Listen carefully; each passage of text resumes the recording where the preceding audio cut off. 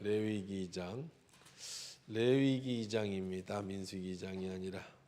같이 읽을게요. 시작. 누구든지 소재의 예물을 여호와께 드리거든 고운 가루로 예물을 삼아 그 위에 기름을 붓고 또 그 위에 유향을 놓아 아론의 자손 제사장들에게로 가져갈 것이요 제사장은 그 고운 가루 한 움큼과 기름과 그 모든 유향을 가져다가 기념물로 제단 위에 불사를 지니 이는 화제라 여호와께 향기로운 냄새니라.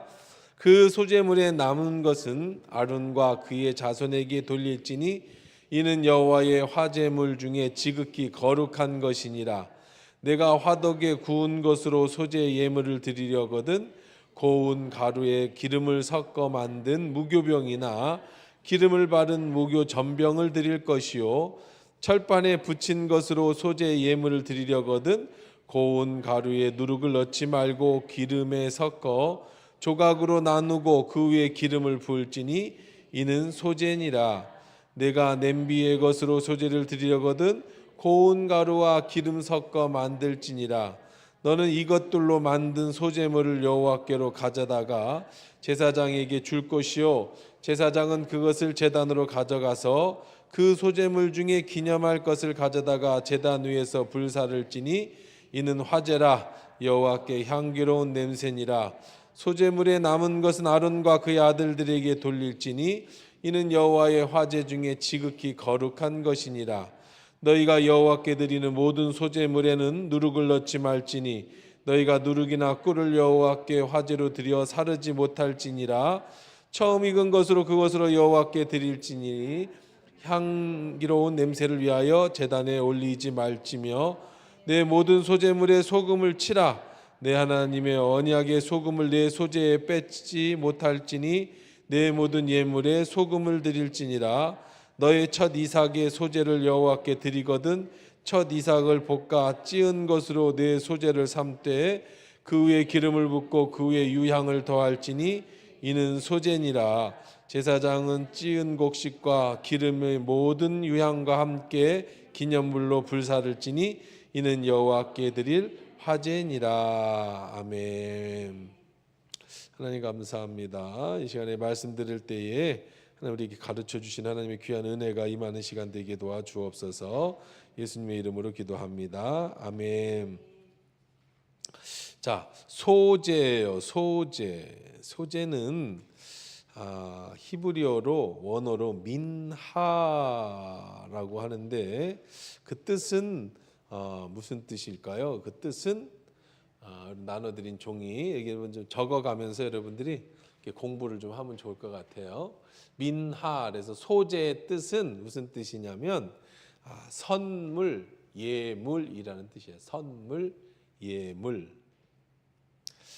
그 민하라고 하는 뜻에서 소재의 의미를 아시겠죠? 무슨 뜻일까요? 그러면 소재는 곡식으로 드려지는 거라고 그랬잖아요. 근데 뜻은 선물이라는 뜻이라고 그랬습니다. 또는 예물, 예물이나 선물이나 이렇게 비슷하게 쓰여지겠지만 그 무슨 뜻일까? 그러면 예물, 선물 뜻은 무슨 의미일까? 번제는 소를 잡아서 하나님 앞에 드리는 제사라고 했어요. 하나님께. 근데 이 소제는 뭘로 드리는 거라고 그랬어요? 곡식으로 드리는 거라고 그랬는데 그 뜻이 선물, 예물이란 뜻이야. 그 핵심 개념은 감사예요. 감사, 헌신, 순결, 거룩 이런 뜻입니다. 이 제사는요 특징이 있습니다. 이 특징은요 피가 없어요. 피 없는 제사예요. 피 없는 제사. 우리 제사 그러면 그냥 머릿속에 떠오르는 건 양 잡고 소 잡는 거잖아요. 근데 이 소제의 특징은 피가 없이 곡물로만 드려지는 제사입니다. 자, 그냥 개념부터 잡으세요. 소제, 감사, 예물, 제물, 그 선물. 그러니까 소제는요 이런 거예요. 하나님께 드리는 나의 선물, 마음, 감사, 이런 그런 겁니다. 내 마음을 하나님께 표현하고 싶은데 어떻게 표현할까? 눈에 안 보이는 하나님인데, 그래서 하나님께 드려지는 이 곡식으로 선물을 가지고 오는 거야. 선물을. 근데 이제 이 선물은 대부분 하나님이 뭐 이거 선물을 받으실 수는 없죠. 하나님이 이 선물을 받지는 않으십니다. 이거 어떻게 하나님이 뭐 곡식으로 떡 만들어 오는 걸 어떻게 받으시겠어요? 그래서 상징적으로 조금 떼서 태워요. 조금 떼서 태워. 나머지는 다 누구 준다? 제사장 몫으로 주는 거예요. 그러니까 선물을 하나님께 드리지만 눈에 안 보이는 하나님께 선물을 드릴 수는 없고, 눈에 보이는 제사장께 드리는 감사의 선물, 예물, 물론 하나님께 드리는 거지만 실질적으로는 제사장들이 받는 선물입니다. 그것은 레위기 2장 9절에 한번 읽어볼까요? 2장 9절 읽어봅시다. 시작.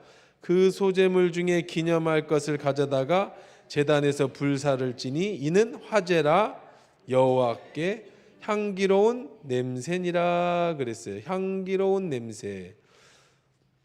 하나님이 여러분이 떡을 해갖고 오면 떡을 해갖고 와서 드리는 거예요. 물론 이제 뒤에 나옵니다. 어떻게 하는지는. 여러분이 하나님께 떡을 드리고 싶어. 감사해서. 그래서 떡을 해갖고 오면 제사장이 그거를 떼어요. 조금 뜯어서 이렇게 번제단에다 태우면 떡이 이렇게 올라가겠죠. 떡 굽는 냄새 좋잖아, 그렇죠? 뭐 이게 나무에 타면은 좀 뭐 탄내도 나겠지만 처음에 이렇게 밀가루가 이렇게 타서 거기에 꿀 같은 거 이렇게 같이 탁 올라가면 고소하죠. 그러니까 누가 우리 빵집 가면은 고소하잖아. 그 냄새를 하나님께 드려질 때 하나님이 향기롭게 맡으신다는 거예요. 근데 우리가 번제에서도 얘기했지만 하나님은 사람이 아닌데 무슨 흡혈 동물입니까? 피를 마시고 막 연기를 좋아하고 뭐 담배 피세요? 그런 거 배부르시는 게 아니라고 그랬죠. 뭘 보는 거라고 그랬어요? 그 사람의 마음을 보는 거예요. 마음. 역시 소재도 하나님을 향한 인간의 뭐를 보시는 거냐? 마음을 보시는 건데, 정성을 다해서 떡을 해갖고 온 것을 이제 제사장이 띄어서 제단에서 태워서 올라가면 그 맛있는 빵 굽는 냄새, 빵 타는 냄새가 바로 뭐 해야 된다? 하나님께 드려지는 뭐라고요? 향기로운 냄새다라는 겁니다. 어떻게 드렸느냐면은요, 그냥 가루를 갖고 오는 경우도 있었어요. 그냥 가루, 밀가루 만들어 갖고 보리가루, 가루로 갖고 오는 것. 두 번째는 무교병, 무교병이라고 그래서 아무것도 넣지 않은 그냥 물하고 반죽을 해갖고 갖고 오는 거예요. 이게 무교병이라고 합니다. 여기다가 누룩을 넣지 않는. 그리고 그거를 구워서도 갖고 오고 부쳐서도 가지고 오고 삶아서도 가지고 오고. 그 다음에 이제 어느 때 드렸느냐면 첫 열매로 하나님 앞에 드려질 때 너무 감사해서 추수감사의 예물과 같은 것을 가져오고, 또 이삭을 볶아 가지고 오기도 합니다. 근데 뭐는 절대로 넣어서는 안 되냐면, 뭐는 절대로 넣어서는 안 될까요? 누룩. 또 하나는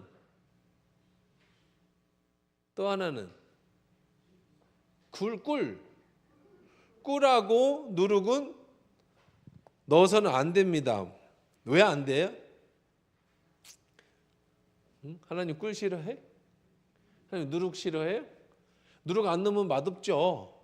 빵이 누룩 안 넣으면 빵이면 그냥 여러분 그냥 무교병. 누룩 안 넣으면 어떻게 돼요? 그냥 이게 맛 없어요. 밀가루만 구워갖고 무슨 맛이 있어요? 이걸 부풀려야 폭신폭신하고 해야 맛있지. 꿀 안 넣으면 맛있습니까? 뭐 얻었습니까? 맛없지. 옛날에 향신료가 꿀밖에 없었던 시절에 꿀도 넣지 마라, 누룩도 넣지 마라. 가루를 갖고 오든지 구워 갖고 오든지 부쳐 갖고 오든지 할 때 꿀과 누룩을 넣지 마라. 뭐 물론 상징적인 걸 찾으면 찾겠지만 왜 그럴까요? 상식적으로 순수하게.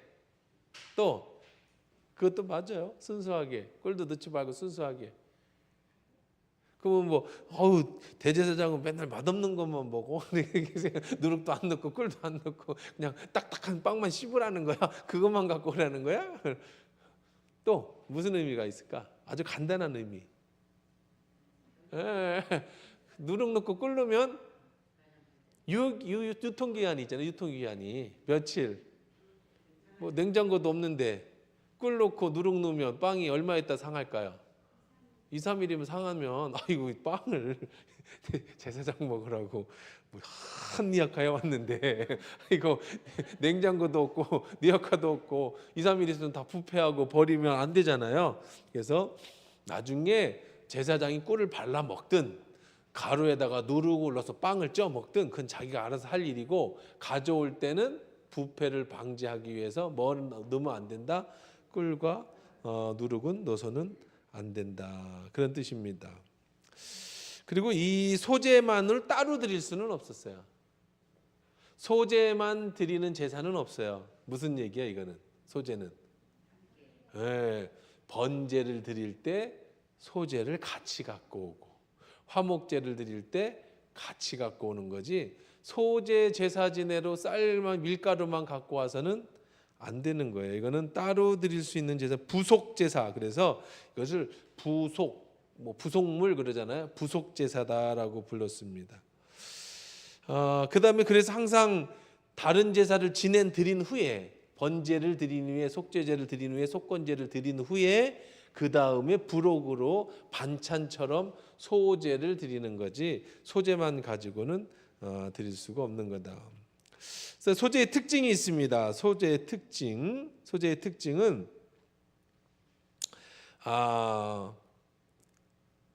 피가 없는 향기로운 제사다. 그래서 피 없는 제사. 자, 번제물은 예수님의 제사를 의미하는 향기로운 제사였잖아요. 그렇죠? 번제물은. 그런데 이것도 역시 향기로운 제사지만 무슨 특징이 있다 그래서 조금 전에요. 뭐가 없다? 피가 없어. 피가. 그러니까 이 피가 없다라는 얘기는 무슨 얘기예요? 피는 뭐였죠? 그냥 아주 간단하게, 피는, 제사의 피는 꼭 필요했어요. 피는 뭘 상징했어요? 생명, 희생, 그렇죠? 예수의 보혈, 생명, 우리의 죄 용서, 이런 것들을 상징하는 거였어요. 그러니까 소제는 그거하고는 전혀 상관이 없는 제사예요. 왜 그렇죠? 소제는 우리의 용서, 희생, 이런 거하고 아무 상관없는 제사야. 이거는 전적인 무슨 제사다? 감사의 제사예요. 선물, 은혜에 감사하는 제사예요. 전적으로 감사의 제사지 어떤 피에 낸 제사는 아니다. 그랬습니다. 그 다음에 이제 전제를 드리지 않았다. 전제라는 건 뭐예요? 전제가 뭐라 그랬어요? 포도주를 붓는 제사라고 그랬죠. 밀가루를 반죽하거나 할 때 포도주를 붓지 않았다. 전제 없는 제사였습니다. 전제로 드리지 않았습니다. 그 다음에 이 제사의 특징은 대부분 다, 거의 모든 건 다 누구에게 돌아갔다?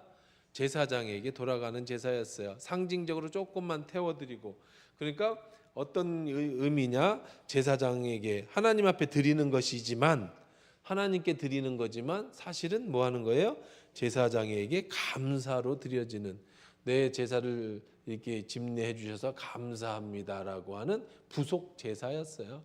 그렇지만 하나님은 그것도 역시 뭐 하셨다?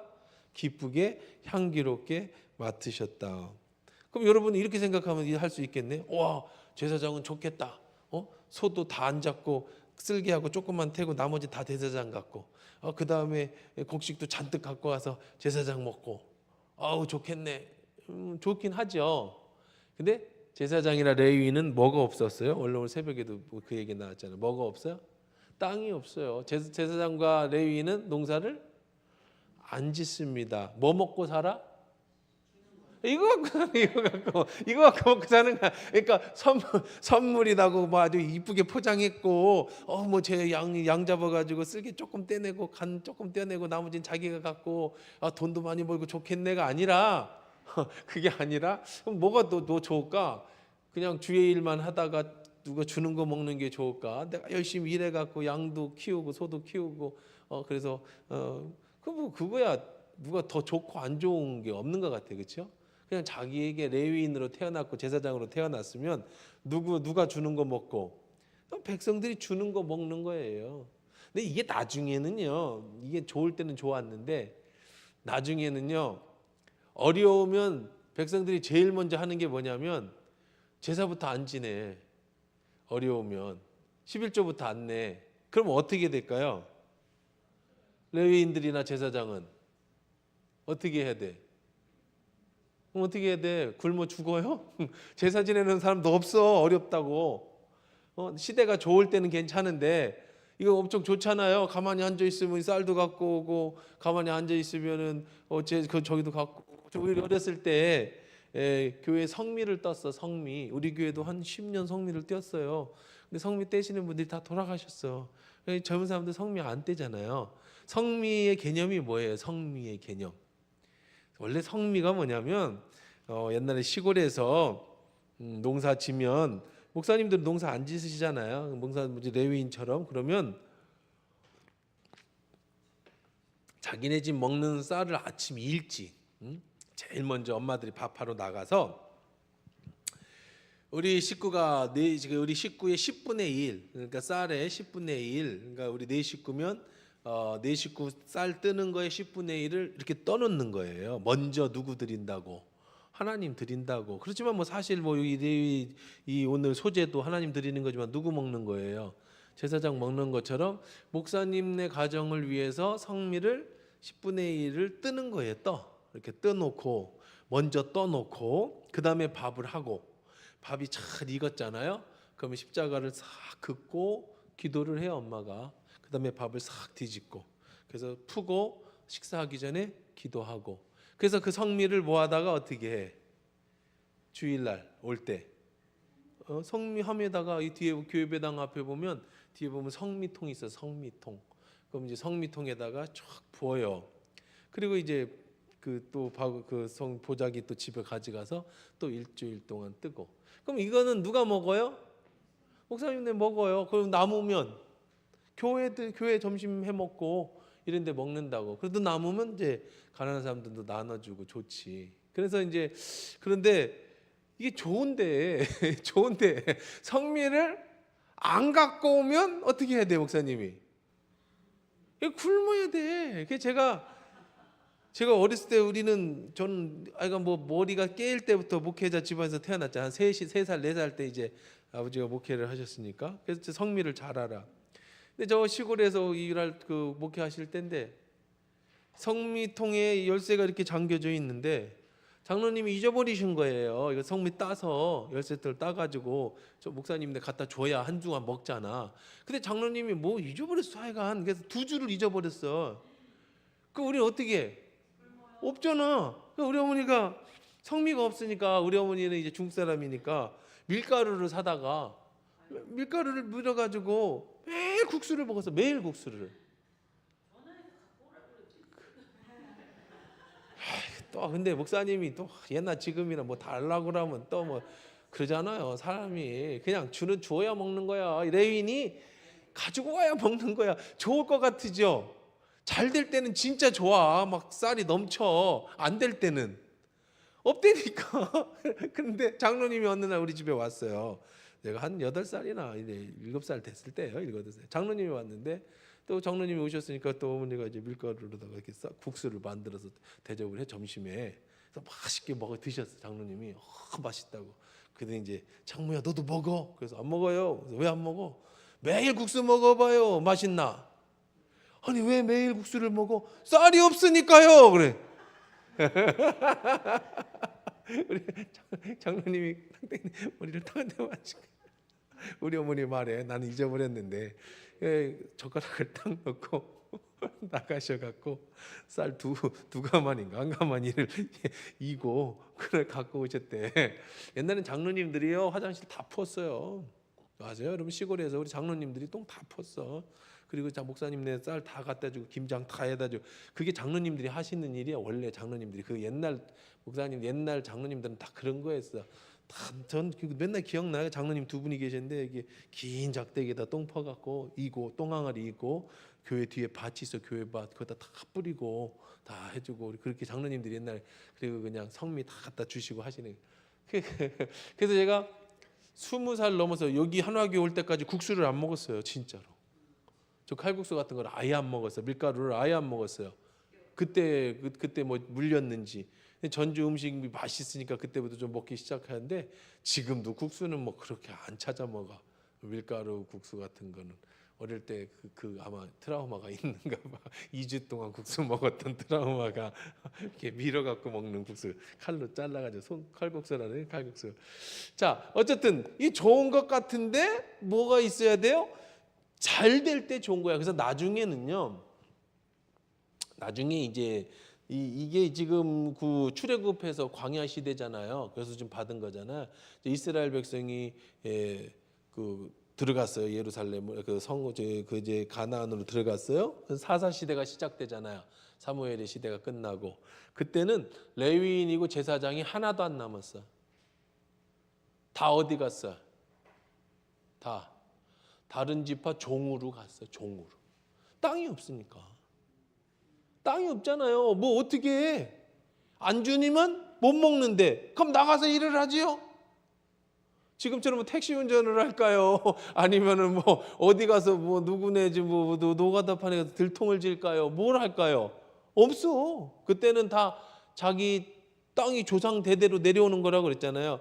인생은 구약 시대의 사람들은요 생각하기를 인생이 태어나서 죽는 것을 인생이라고 안 봤다고 그랬죠. 우리 조상부터 나 그리고 내 후손으로 이어지는 걸 인생이라고 봤어요. 왜 그러냐면 조상이 땅을 물려주는 것으로 내가 열심히 농사를 짓고 이 땅을 그대로 어떻게 해야 돼요? 후손들에게 물려줘야 돼. 그러니까 내 인생은 그냥 이어지는 거지.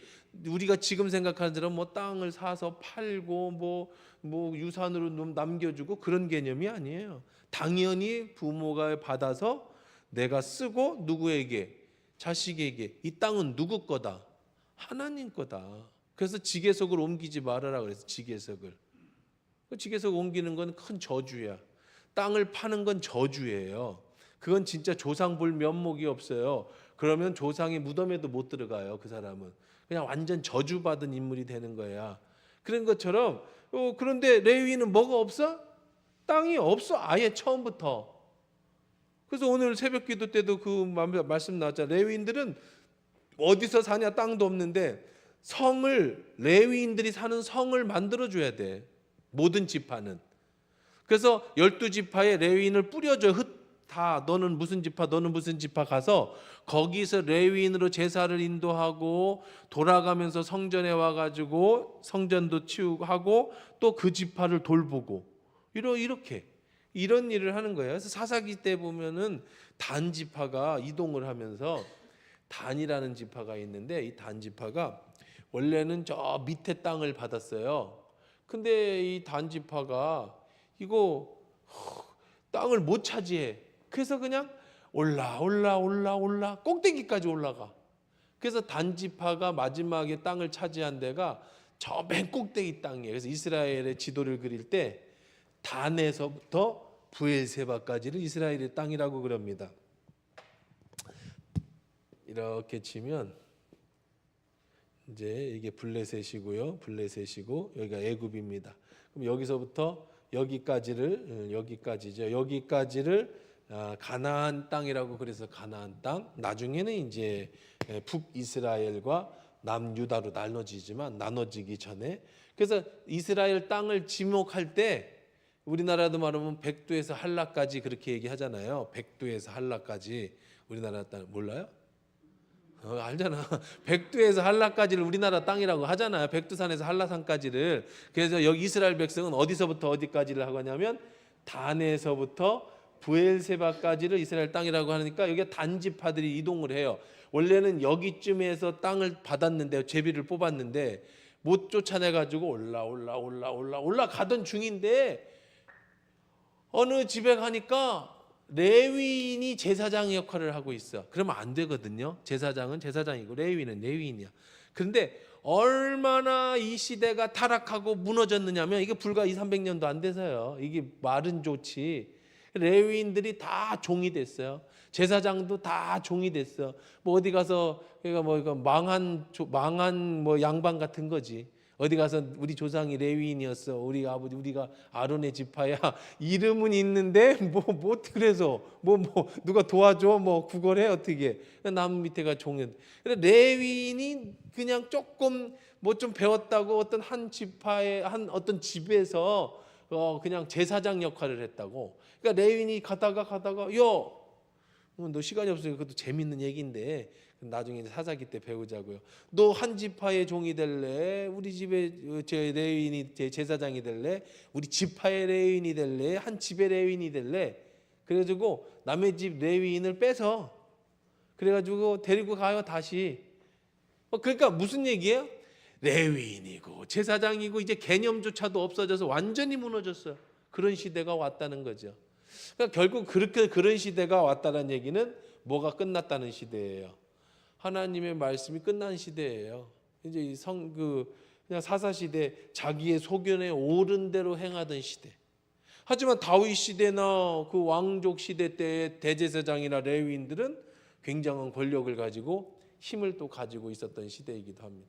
지금도 마찬가지예요. 지금도 마찬가지로 시대가 우리 목회자가 세상으로부터나 교회로부터 권위가 있는 시대는 부흥하고 성장하는 시대야. 근데 제가 신학교 갈 때만 해도 최고 전성기였죠. 목사님들이나 교회에서나 참 대접받고 존귀함을 여기던 시대였어요. 우리 어렸을 때에도 마찬가지로 농사를 지면은요 전부 새벽마다 권사님들이 집사님들이 다 농사 짓잖아요. 다 반찬 해갖고 왔어요. 다 빈대떡 부어 가고 집에서 그냥 빈대떡 하나 구워 먹어도 누가 생각이 나? 목사님이 생각이 나서 먼저 목사님네 갖다 드리고 그리고 자기네 빈대떡 부쳐 먹고 김장하면 목사님네 김장 안 해. 다 갖다 주면 그걸로 다 먹고 그렇게 살았어. 그런 시절이 있었어요. 근데 지금은 뭐 목사님네 뭐 갖다 주면은 뭐 잘 보이려고 그러냐? 목사님네는 뭐 그런 거 안 해 먹냐? 막 이렇게 해서 괜히 눈치 주고 막 그러잖아. 시골 심지어는요. 우리 시골 목회하시는 분들한테 얘기해줘도 뭐 갖고 오는 거 없대요. 시골도 농사져도 목사님네 갖고 오는 거 별로 없대. 그 정도로 이제 지금도 뭐 목사님 그러면 사회에서도 별로 어디 가서 목사라고 얘기하기 부끄러워. 목사라고 그러면은 뭐 이상한 뭐 사기꾼이나 도둑놈 쳐다보듯이 사람들이 쳐다보는 시대라 그 뭐 옛날에 목사님 그런 개념도 아니야. 왜 그렇게 됐어요? 사사 시대처럼 영적 권위가 다 떨어진 시대야. 다 떨어진 시대. 근데 이때는 이제 이 레위기의 소재를 가르쳐 줄 때는 이제 막 시작할 때잖아요. 근데 하나님은 이렇게 얘기를 하는 거예요. 향기로운 냄새다. 근데 사실은 이 향기로운 냄새로 누가 사는 거라고요? 레위인들이 사는 거야. 레위인들이 제사장들이 살고 레위인들이 그거 먹고 사는 거였어요. 그러니까 이것은 하나님 앞에 드려지는 향기로운 거고 남은 것은 다 제사장의 몫이었다. 자, 그리고 곡식가루 넣고 또 곡식가루만 가져오는 게 아닙니다. 기름을 갖고 오고 또 유향도 따로 갖고 와요. 향 나는 걸로. 자, 그래서 이제 소제물로 드릴 때는요. 소제물의 종류는요. 좀 우리 여기 그 소제의 목적 여러분 다 적을 수 있었어요? 못 적었어요? 왜 못 적지? 자, 첫 번째 첫 번째 가루는 뭘까? 하나님의 공급과 은혜에 대한 응답으로 드림 이게 뭘까? 피 없는 향기로운 제사입니다. 피 없는 향기로운 제사. 두 번째 속죄보다 감사와 헌신의 표현. 이거는 뭘까? 속죄의 목적은 소제를 드려지는 목적은 첫째는 뭐라고 그랬어요? 피 없는 하나님이 받으시는 향기로운 제사. 두 번째는 뭘까요? 이 소제는 감사와 헌신의 표현인데 속죄가 아니라 감사라고 그랬죠. 선물이라고 그랬잖아요. 이건 뭐라고 그랬어요? 그래서 두 번째는 뭐냐면 부속제사입니다. 부속제사. 이제 아까 다 얘기한 건데 여러분이 한번 좀 여러분이 나중에 적어 놓으면 집에서 혼자 이렇게 읽으시거나 이렇게 성경 통독하시거나 할 때 이해하기가 좁잖아요. 세 번째, 번제나 속죄제를 먼저 드린 후에 함께 드림. 자, 그 세 번째는 뭐냐면은요, 전제를 드리지 않는다. 그래서 전제를 드리지 않습니다. 전제 없는 제사, 전제를 드리지 않는 제사. 네 번째, 곡식을 드림으로 하는 삶 전체를 하나님께 바침. 네 번째는 뭐냐면 곡식으로 제사를 드립니다. 그래서 곡식으로 드려지는 제사예요. 소제의 목적은요, 첫째는 피 없는 향기로운 제사고 단독 제사가 아니라고 그랬죠. 두 번째는 부속 제사고요. 세 번째는 전제, 포도주를 붓거나 하지 않습니다. 네 번째는 곡식으로 드려지는 제사다 그랬습니다. 자, 그다음에 이제 이건 빨리 넘어갈 수 있어요. 소제의 형태는요, 어떻게 드렸을까요?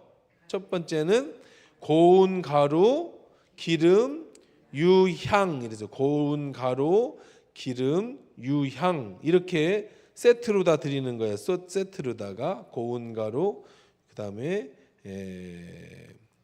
유향. 어떻게 드리냐면 고운 가루 위에 이제 고운 가루에다가 위에다가 뭐를 붓느냐면은 가루 위에다 뭐를 붓는 거냐면요, 기름을 부어요. 기름을. 그리고 그 위에다 기름을 붓고 가루 위에 기름을 붓고 유향, 향기가 나는 거 있죠. 향기 나는 그 첨가제 유향을 거기다가 넣습니다. 그리고 제사장에게 드려요.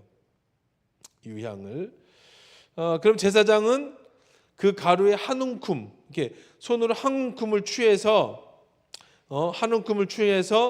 이거를 어디다가 뿌려? 제단에다가 이렇게 싹 뿌려요. 번제단에다가. 그럼 여러분 밀가루가 불에 잘 탈까요? 안 탈까요? 밀가루 불에 잘 탈 것 같아요? 안 탈 것 같아요? 안 탈 것 같아요? 탈 것 같아요? 응? 밀가루 공장에서 폭발하는 사고가 많이 일어나요. 밀가루 먼지에 불꽃이 탁 튀면 팡 터집니다. 밀가루 공장 조심해야 되는 게 이 가루가 팡 터져요. 그 정도로 이 가루는 불을 잘 붙어요. 밀가루는요. 그래서 한 움큼을 불에다가 번제단 이렇게 불 화로 필 때다가 훅 뿌리는 거예요. 그러면 확 타오르겠죠. 그러면 이제 거기에 뭐가 기름과 유향이 있으니까 냄새가 어떨까요? 고소하고 향기롭지요. 빵 굽는 냄새, 빵 냄새가 나겠죠. 그래서 하나님이 그것을 받으신다. 그래서 이거는 하나님이 받으시는 선물, 하나님께 드리는 선물. 사실은 뭐 제사장에게 주는 선물이기도 하지만 원칙은 하나님께 드리는 거죠. 뭐 아까도 얘기한 것처럼 우리 어렸을 때 성미를 뜨는 것도 목사님이 드시지만 누구에게 뜨는 거예요? 하나님께 드리는 거잖아요. 뭐 사실 여러분이 뭐 농사를 져서 처음 가지고 목사님께 드리지만 목사님이 먹어도 사실을 가져오는 마음은 누구에게 드리는 거예요? 하나님께 드리는 거잖아요. 똑같습니다. 그들은 이제 하나님께 드리는 선물로 그렇게 드렸습니다. 그 다음에 이제 두 번째는 무엇으로 드릴까요? 네, 무교병. 무교병이라는 것은 아까 얘기한 것처럼 누룩을 넣지 않는 그냥 병입니다. 그거는 화덕에 구운 것으로 드릴 수도 있고 번철에 전병을 번철이라고 하니까 화덕에다가 그냥 이렇게 화덕에다가 그 피자 굽듯이 굴 수 있고요. 번칠에다가 한다는 거는 뭐 같은 거냐면 옛날에 우리가 그 꽃 이렇게 넣고 이렇게 기름 발라 갖고 프라이팬에다 이렇게 하는 화전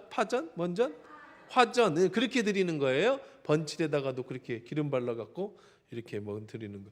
오래가는 특징이 있죠. 계속 두고 먹을 수 있어요.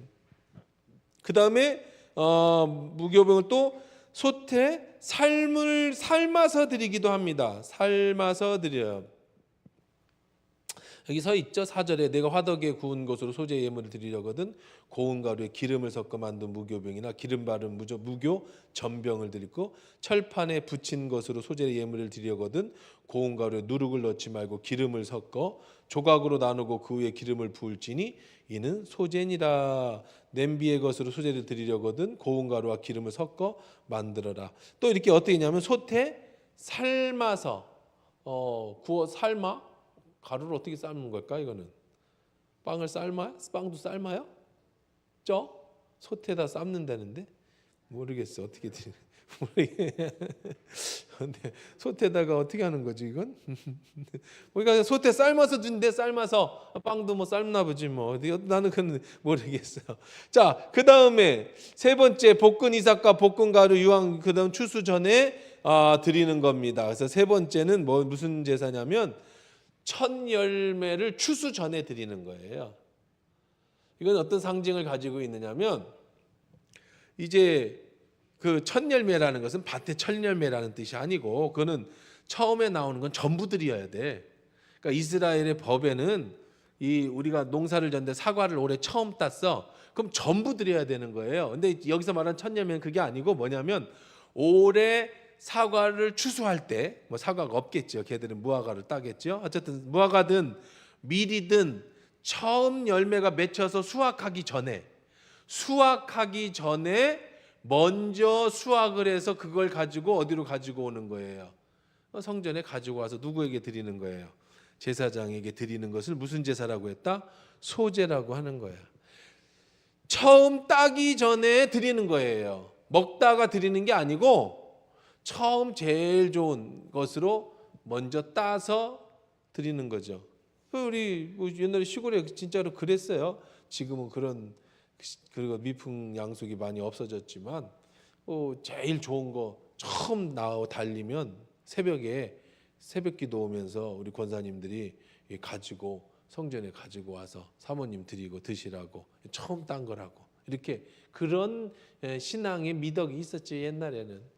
그러면 여러분 또 좋겠다 하겠는데 요즘은 없어요. 그런 거는 좋겠다 그런 미풍양속이 좋은 풍조가 없어졌고 또 왜 없어진 것도 없어진 거죠. 요즘은 그렇지 농사들을 안 지니까 어디 가서 처음 농사 짓고 그런 거는 잘 없잖아요. 그리고 또 목사님 먹을 거 갖고 와라. 에휴, 그런 것도 그래. 그런 얘기 하는 거 아니네. 또 이런 얘기하면 또 목사님도 먹을 거 갖다 줘. 안 갖다 줘도 돼. 제발 갖고 오지 마. 나 잘 먹고 잘 사니까 여러분 잘 드세요. 난 돈 있어서 다 사 먹어. 옛날에 돈 없던 목사님들 그 시골에 그랬다는 얘기지. 나도 잘 먹고 잘 살고 나도 다 쿠팡 시켜 먹고 다 하니까 여러분만 잘 드셔도 돼. 괜찮아요. 자, 그리고 또 오해를 해가지고 나 이런 얘기 할 때마다 부담스러워. 또 이런 얘기 끝나면 목사님 또 가져오래나. 아이고 제발 배 터지냐. 안 먹어도 되니까. 자, 어쨌든 그랬다는 거예요. 그 당시에 그랬다는 거예요. 그래서 처음 익은 열매를 반드시 가지고 와야 된다. 그 어떤 의미가 있죠. 여러분 왜 그래라는 거예요? 귀찮게. 다 뭐예요?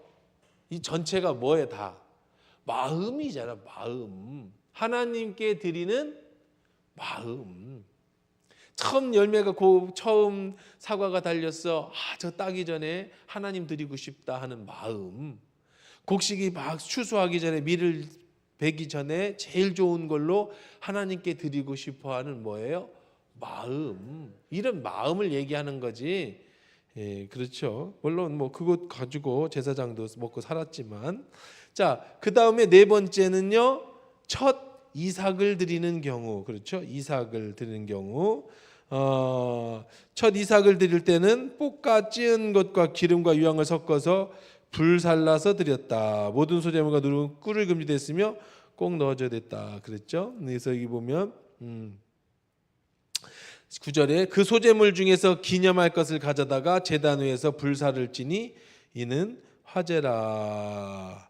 그러면 남은 것은 아론과 그의 아들들에게 돌릴지니 이는 여호와의 화제물 중에 지극히 거룩한 것이라. 그랬습니다. 그 다음에 여기 쭉인 것처럼 꿀 넣지 마라. 여호와께 못한다. 그런 얘기입니다. 그 다음에 이제 소재물에 몇 가지 법칙이 있습니다. 법칙이. 어떤 법칙이 있을까요? 소재물에는 법칙이. 예. 이거를 다음 주에 해야 되겠다. 그렇죠? 네, 여기서까지는 다음 주에 시간이 벌써 다 지났어요. 그래서 오늘은 이제 소재를 소개하는 정도로만 한번 보도록 그렇게 하겠습니다. 정리해 볼게요. 자, 그러면 이제 여러분들이 시험을 봐야지. 이제 잘 들었으니까. 자, 시험을 봐야지. 자, 소재라는 말은요, 그냥 제일 쉽게 이해하려면은 그 소재라는 단어는 민하라고 하는 원어인데, 민하의 뜻은 뭐다? 선물이다. 하나님께 드리는 뭐예요? 선물, 예물 이런 뜻이에요. 이거는 뭐 희생, 뭐 어디 뭐 무슨 뭐 용서 이런 거하고는 아무 상관이 없는 그저 어떤 거야? 내 마음에 주님께 드리고 싶어하는 간절함의 선물을 드리는 거예요. 하나님 앞에. 그러면 이거는 자원제일까요? 아니면 의무제일까요? 자원제예요. 처음 익은 곡식을 법으로 이거 갖고 와라, 11조를 갖고 와라. 이건 의무예요, 의무. 이거는 자원이 아니에요. 여기서 말하는 거는 이 제사는 11조 얘기하는 거 아니에요. 이스라엘 백성이 11조는 의무예요, 의무. 세금 같은 거예요, 세금. 첫 번째 열매, 밭을 샀는데 처음 열매가 맺었어. 이건 의무예요, 의무. 양이나 소가 첫 새끼를 낳았어. 이건 의무예요. 왜냐하면 하나님이 죽음의 사자가 넘어가서 너의 장자, 너의 첫 소산물은 다 내 거다. 그러니까 갖고 와라. 이건 의무야. 근데 자식은 못 바치니까 돈으로 쳐서 환산해야 돼. 이건 의무예요. 근데 지금 소재는 의무가 아니라 뭐라고요? 이거는 전적인 선물이야, 선물. 하나님께 드리는 선물이라고요. 그러니까 여러분들이 여기서 뭐 꿀을 발라 오든 뭐 빵을 구워 갖고 오든 뭐 밀가루를 갖고 오든 전부 이거는 다 하고 싶은 사람만 하는, 드리고 싶은 사람만 드리는 거지 꼭 해야 되는 건 아니에요. 근데 왜 이런 얘기를 소재를 넣었을까요? 바로 그것이 하나님께 드리는 마음이라는 겁니다. 자, 소재는 뭘로 드렸어요? 어떤 방향으로 드렸죠? 가루로도 드리고 또 뭘로 드렸어요? 가루로도 드리고 무교병으로 드리고 또 천열매로 드리기도 하고 볶아서 누룩 안 넣고 소금 안 넣어서 드리기도 하고 이렇게 드렸습니다. 소재의 특징은 첫째는 뭐가 없다? 피가 없는 제사다. 그러니까 전적인 선물의 향기로운 제사다. 두 번째는 이 소재만 드릴 수 있어요, 못 드려요? 못 드리죠. 이건 다른 제사를 지낼 때 같이 들어와야 돼, 같이. 그래서 이거는 무슨 제사라고 그랬다? 부속 제사라고 그랬다. 세 번째는 뭐를 부을 수 없어요, 거기다가? 포도주를 부을 수 없어요. 포도주, 전제를 드리지 않습니다. 그 다음에 네 번째는 뭘로만 드려야 된다? 전적으로 다 곡식으로만 드려야 된다. 기름과 유향으로. 그 다음에 뭐 다 얘기했습니다. 이제 그 다음에 법칙에 대해서는 이제 다음 주에 우리가 하도록 그렇게 하겠어요. 시간이 짧아 금방 가잖아. 이게 참 이제 진짜는 이때부터인데 그렇죠? 소재물의 의미, 상징적 의미 이런 걸 좀 찾아가면은 더 훨씬 더 예수님과 연관시켜서 그 은혜가 될 텐데 오늘은 그냥 소재가 뭔지만 설명을 해드렸습니다. 자, 결론입니다. 하나님은 왜 소재를 가져오라고 했을까요? 레위인을 먹여 살리기 위해서? 물론 그것도 커요. 소재물 있어야 레위인이 맨날 고기만 먹으면 안 되잖아. 근데 제사 지내는데 뭐 맨날 고기만 어떻게 먹어? 뭐도 먹어야, 탄수화물도 먹어야 하잖아요. 그러니까 탄수화물을 하나님께서 주시기 위해서도 물론 그것도 큰 의미가 있지만 그거는 뭐 부차적인 거고 진짜 의미는 뭐예요? 향기로운 제사, 향기로운 제사.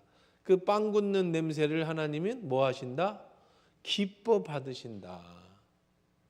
서로 그거 인지상정이잖아요. 사람이라는 게 하나님을 사랑하고 하나님도 여러분을 사랑하면 여러분도 하나님께 뭔가 드리고 싶잖아요. 그렇죠? 하나님도 여러분이 뭔가 주시면 좋지 않습니까? 우리가 어렸을 때 아기들이, 우리 아들이 딸들이 이제 다 컸지만 유치원에서 나는 그게 참 좋더라고요. 그 유치원 처음 보냈는데 어버이날이라고 그 카네이션을 종이로 만들어 갖고 삐뚤삐뚤한 글씨로 아빠 사랑해요 뭐 이렇게 해가지고 뭐 선생님이 접어줬겠지만 한 3살 4살 그 뭐 감동이 나는 나그 감동을 지금도 잊지를 못하겠어요. 어떻게 접었는지 아빠한테 처음 이게 한글로 뭐 아빠 사랑해요 뭐 이렇게 보고 썼는지 어쩐지 글씨도 모르는 애가 그래가지고 선생님이 손잡고 해줬겠지. 그래가지고 이제 종이 카네이션을 가지고 왔는데 그 마찬가지인 것 같아요. 하나님은 뭐 여러분들의 신앙에 따라 기대감이 다르시겠죠. 저도 뭐 애들을 키우면서 뭐 지금 우리 아들이 어버이날인데 그렇게 갖고 오면 맞을지도 몰라요. 네, 지금 너는 돈 없으면 가져오지 말든지 어디 가서 500원짜리 문방구에서 뭐 플라스틱 사 갖고 오면 집에 못 오게 할지도 몰라요. 네, 지금은 뭐 어디 가서 5,000원짜리 화분이라도 하나 가지고 와야겠지 수준에 맞춰서. 하지만 그런 마음이 이쁘다는 거야.